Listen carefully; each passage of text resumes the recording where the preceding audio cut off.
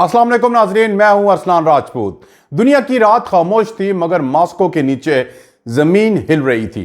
रूस के एटमी बटन के पास लाल बत्ती जल उठी और उस लम्हे सैटेलाइट्स ने जो मंजर देखा उसने वाशिंगटन को हिला दिया।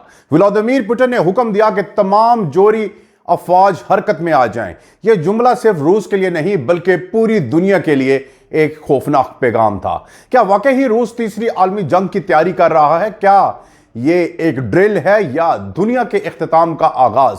नाजरीन, अगर आप जानना चाहते हैं कि पुतिन के इस एक फैसले ने किस तरह आलमी ताकतों के तवाज़ुन को बदल दिया तो वीडियो को आखिर तक देखिए। चैनल को सब्सक्राइब करें और बेल आइकन दबाएं क्योंकि जो आप आज सुनने जा रहे हैं वो कल की हेडलाइन बन सकता है।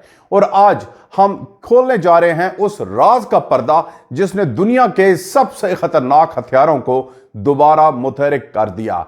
सबसे पहले हम जानेंगे कि रूस ने अचानक अपनी जोरी अफवाज को हरकत में क्यों लाया। नाजरीन, यह कहानी एक मामूली ऐलान से शुरू नहीं हुई। यह उस वक्त की बात है जब मॉस्को के फौजी कंट्रोल रूम में अचानक हाई अलर्ट जारी किया गया।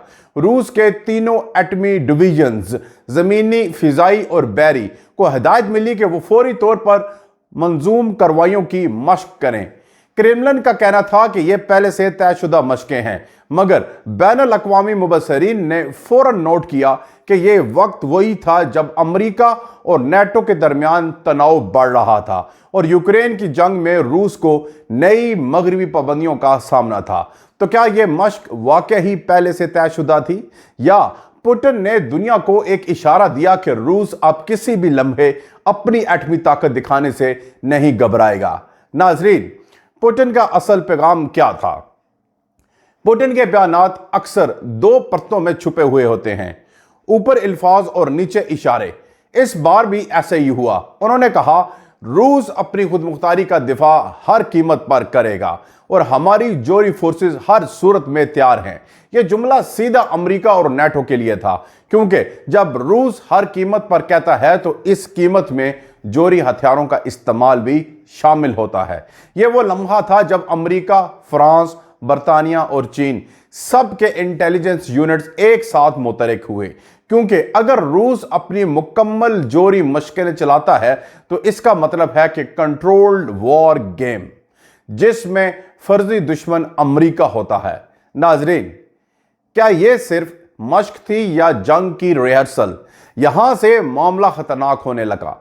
मशक के दौरान रूस ने जमीन से जमीन तक मार करने वाले RS-24 ICBM और समंदर से फायर होने वाले सैनिविया और बुलवाया मिसाइल दागने की रिहर्सल की। यह हर मिसाइल का टारगेट फर्जी मगरबी दुश्मन के इलाके में था। यह बात किसी के लिए छुपी नहीं रही कि यह दुश्मन दरअसल अमेरिका और उसके इत्तेहादी थे। ऐसी मशक में रूस यह चेक करता है कि क्या उसका कमांड एंड कंट्रोल सिस्टम जोरी हमले के बाद भी काम कर सकता है या नहीं। यानी अगर अमेरिका पहले हमला करे तो रूस कितनी देर में जवाबी हमला कर सकता है। यही वजह है कि मुबस्सिरीन ने इसे नई जंग की रिहर्सल करार दिया। नाजरीन, न्यू स्टार्ट ट्रीटी क्यों अहम है और यह क्यों टूट रही है? नाजरीन, अब आते हैं उस मुआहदे की तरफ जो दुनिया को अब तक तबाही से बचा रहा था। न्यू स्टार्ट ट्रीटी यह मुआहदा 2010 में अमेरिका और रूस के दरमियान हुआ था जिसके तहत दोनों ममालिक को अपनी एटमी हथियारों की तादाद महदूद रखनी थी। लेकिन अब रूस ने ऐलान कर दिया है कि वो मुआहदे की निगरानी मुअत्तल कर रहा है। पुतिन के मुताबिक जब अमेरिका यूक्रेन को हथियार दे रहा है तो हम क्यों पाबंद रहें? इस बयान ने वाशिंगटन को सख्ते में डाल दिया क्योंकि अगर न्यू स्टार्ट ट्रीटी खत्म हो जाती है तो दुनिया में पहली बार सर्द जंग के बाद कोई एटमी कंट्रोल फ्रेमवर्क बाकी नहीं रहेगा। यानी अब हर मुल्क अपनी मर्जी से जितने चाहे हथियार बना सकता है और यही वो मुकाम है जहां इंसानियत के लिए खतरा शुरू होता है। नाजरीन, क्या अमेरिका के पास रूस का तोड़ है? अमेरिका का पास इस वक्त कुछ ऐसे मिसाइल सिस्टम हैं जो कि ICBM हैं, मगर वाशिंगटन के लिए असल चैलेंज ये है कि रूस ने अब हाइपरसोनिक ग्लाइड व्हीकल्स तैयार कर ली हैं, जैसे कि एवनगार्ड जो आवाज की रफ्तार से 27 गुना तेज है। अमेरिकी दिफाई निजाम इस वक्त इन हथियारों को रोकने के काबिल नहीं, और यही रूस की ताकत का असल राज है।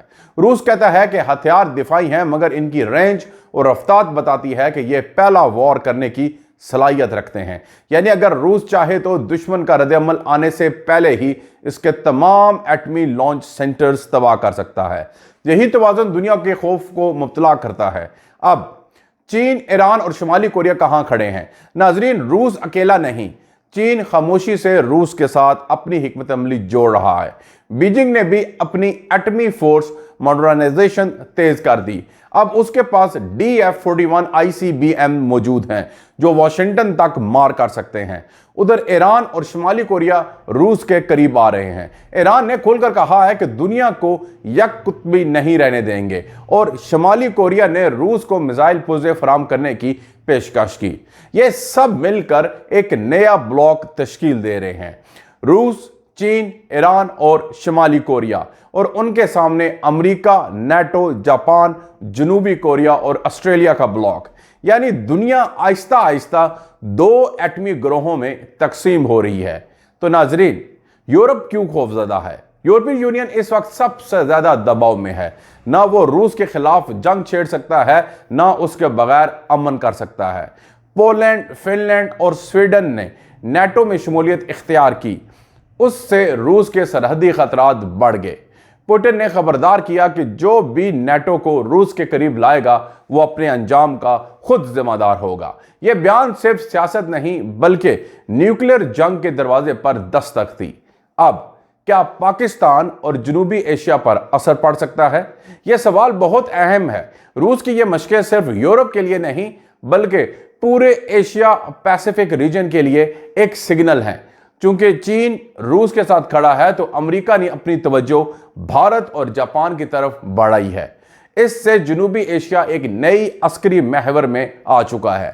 पाकिस्तान जो हमेशा न्यूक्लियर डिटरेंस के साथ तवाजुन रखता आया है, अब एक ऐसे दुराए पर खड़ा है जहां किसी भी आलमी तसादम का असर बराह रास्त उसके खित्ते में पड़ सकता है। अगर रूस और अमेरिका के दरमियान तसादम बढ़ता है तो चीन और भारत भी मुतासिर होंगे और नतीजतन पूरा जनूबी एशिया। तो नाजरीन, क्या हम तीसरी आलमी जंग के दहाने पर हैं? यह सवाल आज हर फोरम पर गूंज रहा है।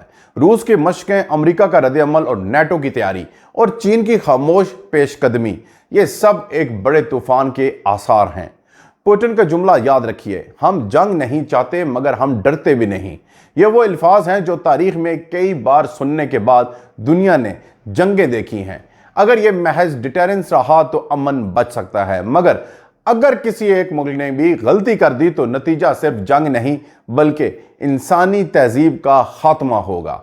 अब तीसरी जंग अजीम का मुमकिना नक्शा क्या हो सकता है? नाजरीन, कुछ माहिरीन के मुताबिक अगर जंग छिड़ती है तो इसके 5 मरहले होंगे।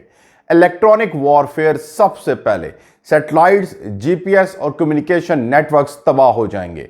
रवायती हमले का फेज जिसमें टैंक, ड्रोन और मिसाइल हमले मगर एटमी इस्तेमाल नहीं। तकनीकी न्यूक्लियर फेज, महदूद इलाके में छोटे न्यूक्लियर हथियार।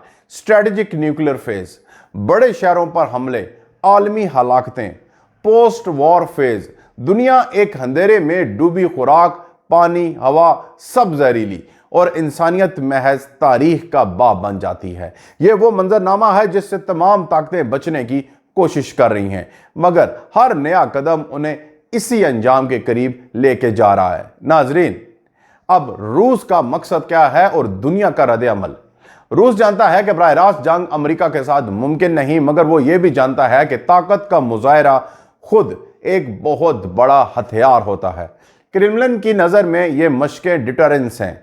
आईनी दुश्मन को यह बताना है कि रूस तैयार है, अमेरिका का रद्द-ए-अमल मोहतात मगर सख्त है।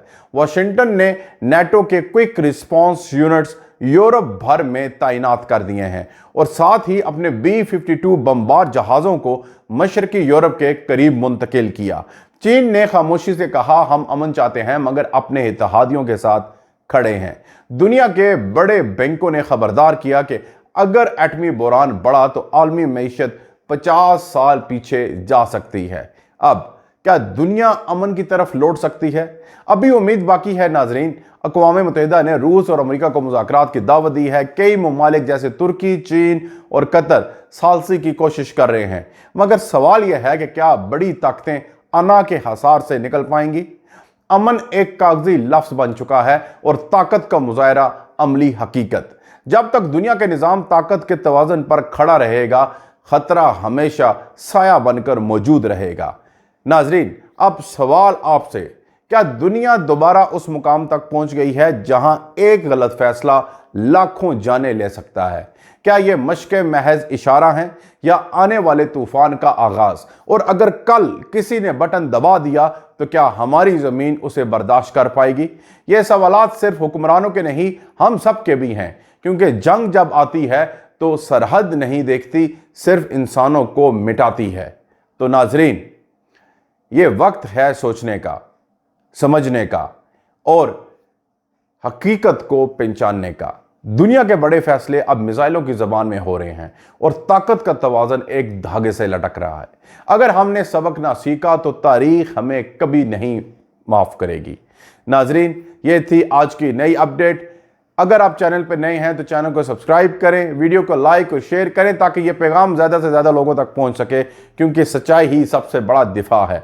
मिलते हैं अगली वीडियो में, तब तक के लिए अल्लाह हाफिज़।